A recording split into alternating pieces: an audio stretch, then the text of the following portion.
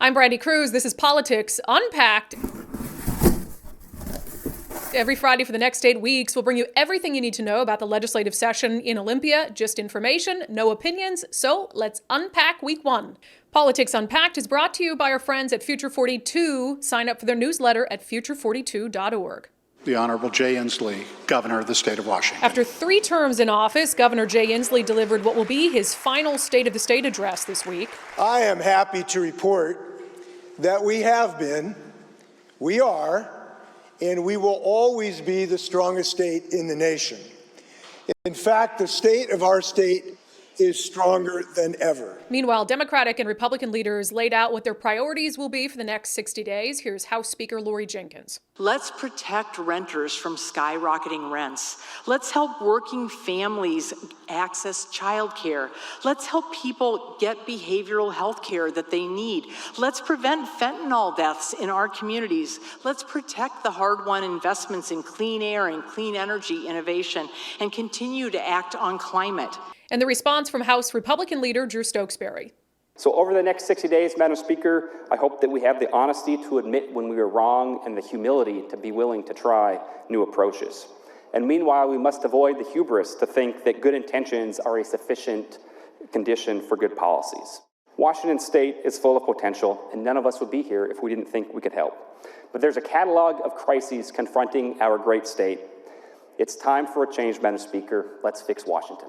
Also this week, the first of 6 initiatives to the legislature was officially certified by the Secretary of State's office. Initiative 2113 would restore Washington State's police pursuit law back to how it was before the 2021 legislative session, freeing up individual departments to determine their own policies around police pursuits. Brian Haywood with Let's Go Washington, which led the signature gathering effort, said in a statement, "We gained clear and overwhelming voter support for each of the 6 initiatives we delivered. This is a step toward fixing what's broken and a restoration of safety on our streets. Local police, mayors, and city councils should not be stuck with a one-size-fits-all policy that keeps police from doing their jobs." It's unclear whether Democrats in Olympia are interested in adopting the initiative or letting it just go to the voters in November, despite the fact that there has been some bipartisan agreement that the law that was passed in 2021 went too far. Now for a list of bills to watch. In response to an hours-long takeover of I-5 in downtown Seattle, Republican State Rep Andrew Barkis has introduced House Bill 2358. It would increase penalties for those who engage in that brand of criminal unrest in the future. House Bill 2114 would look to strengthen tenant protection statewide, taking cues from Tacoma and Seattle, which have done that at a municipal level. Among other things, it would limit rent and fee increases and require more notice before increases take effect. On the democracy front, following the lead of states like Colorado and Maine that have taken steps to keep former President Donald Trump off the ballot, a handful of Democrats in Washington are taking things a step further, sponsoring House Bill 2150, which would give lawmakers the power to keep anyone from appearing on a ballot if there is a 2/3 vote in the House and Senate. On the criminal justice front, House Bill 1994 would make it easier for people who commit misdemeanor crimes to have those cases dismissed if they comply with court-ordered conditions. Seattle City Attorney Ann Davison says she is opposed to the bill, telling King 5 News it would, quote, undermine the criminal justice system and our accountability we are trying to build within it. And finally, Democratic State Senator Mark Mullet has joined Republican State Senator Linda Wilson in crafting a bill that is a response to the chicken check controversy. Attorney General Bob Ferguson is facing criticism after his office intended, at least, to send out payments to low-income Washingtonians as part of an antitrust settlement against chicken and tuna manufacturers. But those checks also wound up being sent to an awful lot of people who didn't qualify, including many examples of checks being sent to people who have been dead for several years. Senator Mark Mullet joins us to discuss that bill and others. Talk in a nutshell about what your bill would do.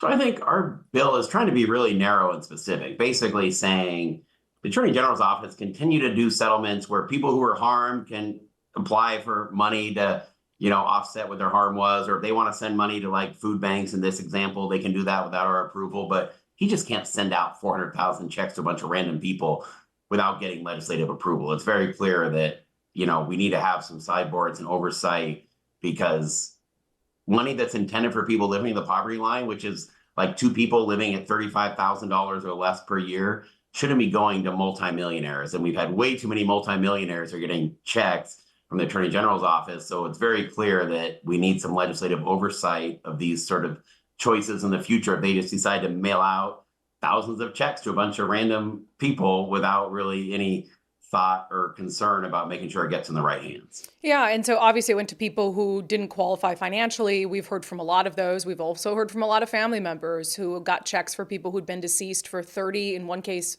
40 plus years. So there's the guardrails you're trying to put in place for the future. Is there any oversight power the legislature has right now to get to the bottom of what happened?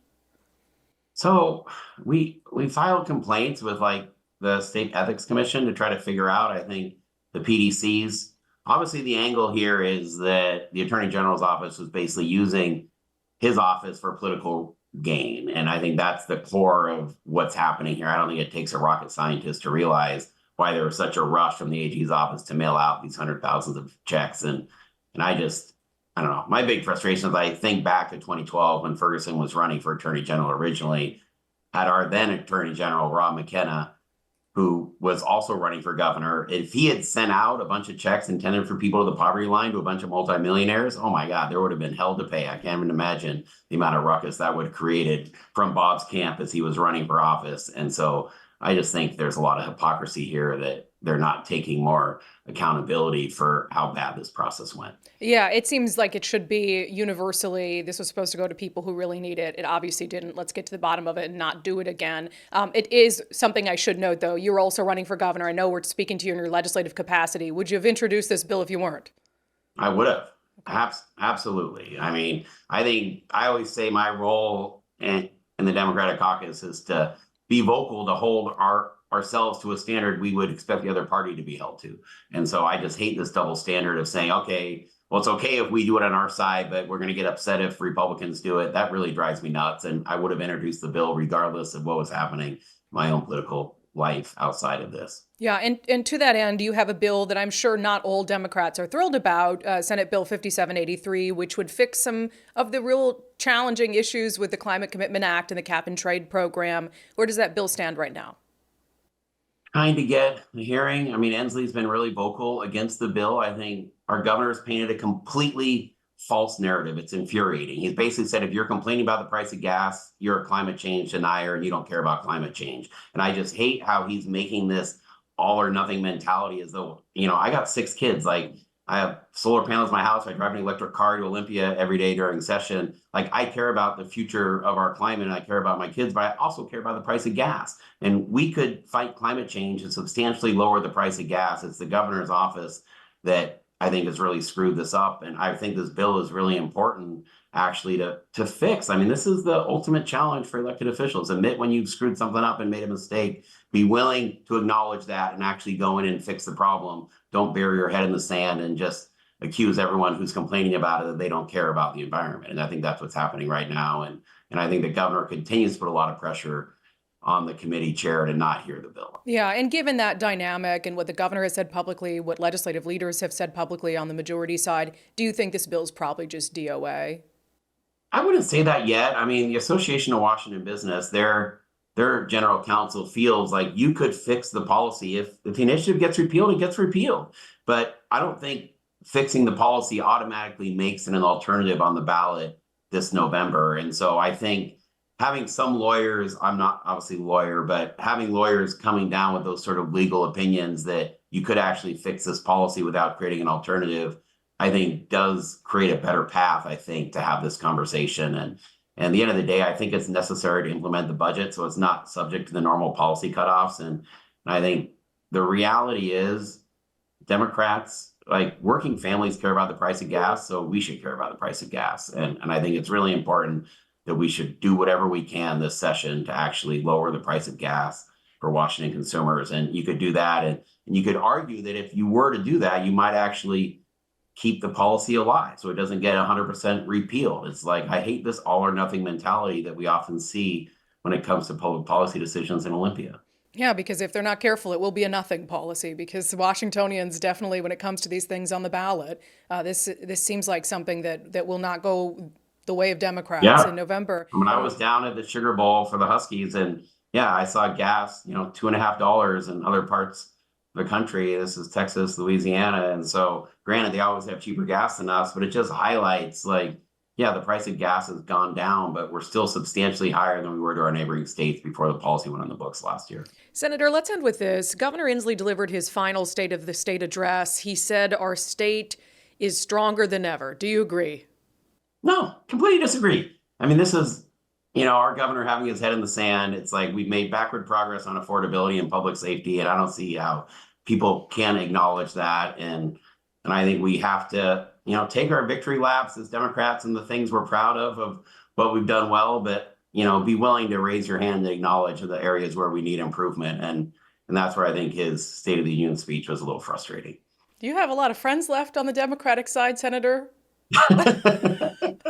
I do. You can disagree without being disagreeable. It's I think it's just having, I do feel there is, I think, a silent majority out there in Washington in general who I think hates this all or nothing approach and doesn't like the extremes from either party. And I think they're really looking for people who are willing to stand up and speak for what I think is a large majority of Washington residents who just want common sense, good government, and not attempts, as we saw from the AG's office, just to do things solely for political benefit, not good public policy. All right, Senator Mark Mullet, we appreciate you joining us on the first week of the legislative session. A lot of work ahead. Thanks for being here. Yeah, thanks for having me on. Take care. In addition to bringing you all the legislative stories each week that we think are important, we also want to expose you to other news outlets that you might not have heard of yet. So every week, starting next Friday on this show, we're going to be joined by our friends at the Center Square. The Center Square covers not only local and statewide political issues, but they do so through a specific lens of looking out for the taxpayers. So they'll be joining us every week briefly to talk about the issues that they're covering. And that has been this first week of the legislative session unpacked. Enjoy your weekend. Politics Unpacked is brought to you by our friends at Future 42, making Washington a place where all can prosper. Sign up for their newsletter at future42.org. To support Undivided and our content like this, you can subscribe for just $5 a month by signing up at undividedpod.com.